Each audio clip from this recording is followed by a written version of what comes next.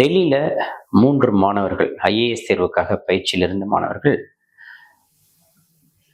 2 நாளைக்கு முன்னாடி அங்கே நடந்த ஒரு விபத்தில், அதாவது இயற்கை சீற்றம், பெரிய ஒரு மலை, அதில் வெள்ளம் கிரவுண்ட் ஃப்ளோருக்கு வந்துருச்சு, அண்டர் கிரவுண்டில்.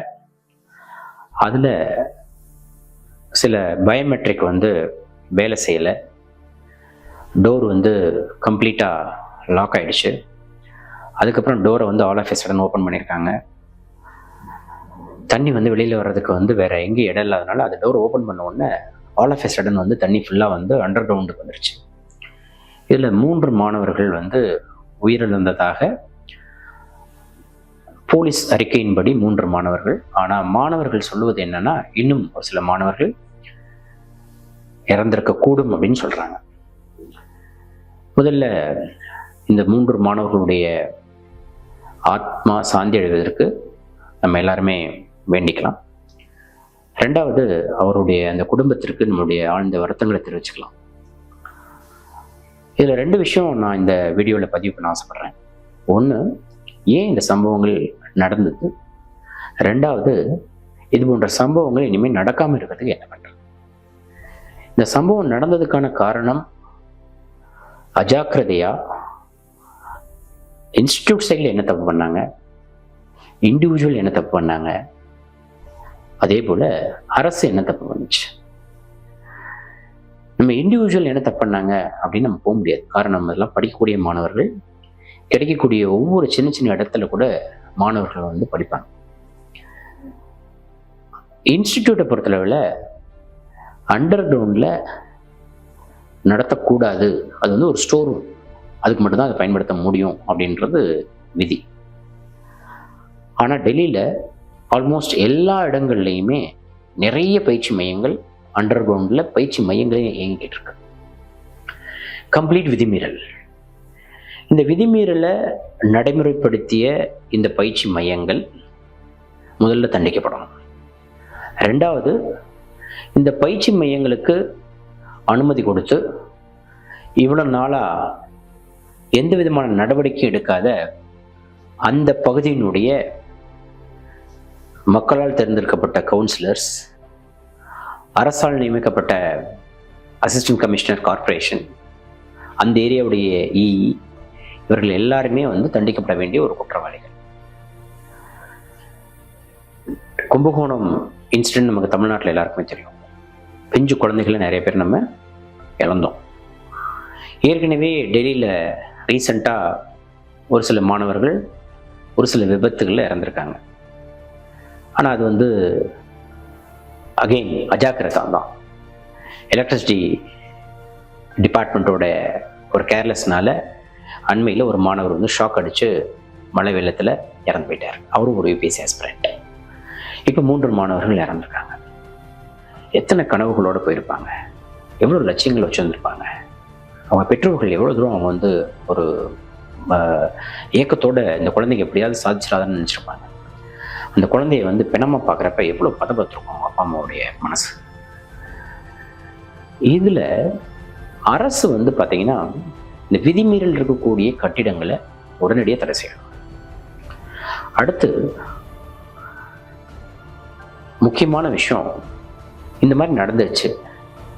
எத்தனையோ விஷயங்களுக்கு நிவாரணம் கொடுக்கக்கூடிய மாநில மற்றும் மத்திய அரசுகள் 3 ஐஏஎஸ் தேர்வுக்கு பயிற்சியில் இருக்கக்கூடிய மாணவர்கள் இந்த இயற்கை சீற்றத்தில் இறந்திருக்காங்க. கவர்மெண்ட்டுடைய அஜாக்கிரதை இறந்திருக்காங்க. இந்த மாணவர்களுக்கு 1 கோடி ரூபாய் இழப்பு கேட்டு, தலா 1 கோடி ரூபாய் இழப்பு கேட்டு சக மாணவர்கள் எல்லாருமே இப்போ ஒரு உண்ணாவிரதம், போராட்டம், இது போன்ற ஒரு விஷயங்களை கையில் எடுத்திருக்காங்க. இந்த மாணவர்களையும் நம்ம காவல்துறை அவர்களை கலைந்து செல்லும்போது சில நேரங்களில் அடிதடியெல்லாம் கூட பண்ணியிருக்காங்கன்னு கேள்விப்படுறப்ப, எதிர்காலத்தில் ஒரு ஐஏஎஸ் ஐபிஎஸ் அதிகாரிகளாக வரக்கூடிய இந்த மாணவர்கள் மீது இது போன்ற சம்பவங்கள் நடக்கதையும் தடுக்கலாம். 3வது விஷயம் என்னன்னா, எல்லா ஐஏஎஸ் அகாடமிஸ் மட்டும் இல்லை, எல்லா கோச்சிங் இன்ஸ்டிடியூட்ஸ்லையுமே, நீட் கோச்சிங்காக இருக்கட்டும், ஜேஇ கோச்சிங் இன்ஸ்டியூட்டாக இருக்கட்டும், எந்த ஒரு பயிற்சி மையமாக இருந்தாலும் சரி, அங்கே வந்து ஒரு கிரீவன்சஸை வந்து அட்ரஸ் பண்ணுறதுக்கு ஒரு அமைப்பு இருக்கணும். அந்த அமைப்பில் மாணவர்கள் இருக்கணும், மாணவர்களில் ஃபீமேல் இருக்கணும், மேல் இருக்கணும், அவங்களுடைய ரெப்ரசன்டேட்டிவ்ஸ் இருக்கணும், ஒவ்வொரு பேட்ச்லையும் ஒரு ரெப்ரசன்டேட்டிவ் இருக்கணும். அதுக்கப்புறம் ஃபீமேல் ஸ்டாஃப் அவங்க வந்து ஒரு உறுப்பினராக இருக்கணும், மேல் ஸ்டாஃப் ஒரு உறுப்பினராக இருக்கணும், தென் அந்த அகாடமியுடைய ஃபவுண்டர்ஸ் வந்து உறுப்பினராக இருக்கணும். இவர்களெல்லாம் சேர்ந்து ஒரு குழு அமைத்து சேஃப்டி ஆஸ்பெக்ட்ஸ் ரிலேட்டடாக பெண்களுடைய சேஃப்டி, மேல் மெம்பர்ஸோட safety, பில்டிங்கோட safety, then other safety measures குறித்த ஒரு அவேர்னஸ் வந்து கொடுத்துக்கிட்டே இருக்கணும் இந்த மாணவர்களுக்கு. அதிக லெவலில் அவங்களுக்கு ஸ்ட்ரெஸ் இருக்குது. சிவில் சர்வீஸ் படிக்கக்கூடிய மாணவர்கள் தொடர்ந்து 10 மணி நேரம், 12 மணி நேரம், 14 மணி நேரம், 15 மணி நேரம் படிக்கக்கூடிய மாணவர்கள் நிறைய இருக்காங்க. இந்த மாணவர்களுக்கு வந்து எதிர்காலம் குறித்த ஒரு அச்சம் என்றைக்குமே இருந்துகிட்டே இருக்கும். ஏன்னா பல லட்சம் பேர் எழுதக்கூடிய இந்த தேர்வில் வெறும் 1000 பேர் மட்டும்தான் வெற்றி அடைகிறாங்க. மிச்சவங்க எல்லாருமே வந்து தன்னுடைய எதிர்காலம் வந்து ஒரு குறித்த ஒரு ஐயங்கள் எப்பவுமே இருக்கும். அப்போ ஸ்ட்ரெஸ் அதிகம் இருக்கிறப்ப இந்த மாணவர்களுக்கு கவுன்சிலிங் வந்து ஒரு சைக்காலஜிஸ்ட் வந்து ஒரு நிறுவனத்தில் இருக்கிறது ரொம்ப பெட்டர். இப்போ நம்ம கிங்மேக்கர்ஸ் ஐஏஎஸ் அகாடமியில் ஒரு சைக்காலஜிஸ்ட் இருக்காங்க. அவங்க வந்து மாணவர்களுடைய அந்த ஸ்ட்ரெஸ்ஸை ரிமூவ் பண்ணுறதுக்காக அவ்வப்போது அவர்களுடைய பயிற்சிகள். அதே போல் மாணவர்களுக்கு வந்து வெறும் கல்வி மட்டும் இல்லாத யோகா போன்ற கல்விகளையும் நம்ம கொடுத்தோம் அப்படின்னா நிச்சயமாக வந்து ஸ்ட்ரெஸ்லேருந்து விடுபட வைக்க முடியும். அதே போல் வந்து பயிற்சி வந்து இப்போ நிறைய வந்து அரசும் வந்து பண்ண ஆரம்பிச்சிருக்கு. நல்ல தரமான நல்ல ஆசிரியர்களை கொண்டு ஆன்லைன் வாயிலாகவும் ஆஃப்லைன் வாயிலாகவும் கிராமப்புற மாணவர்கள் நிறைய பயன்பெறும் வகையில் நிறைய பயிற்சியை வந்து கொடுக்க ஆரம்பிச்சிருக்காங்க.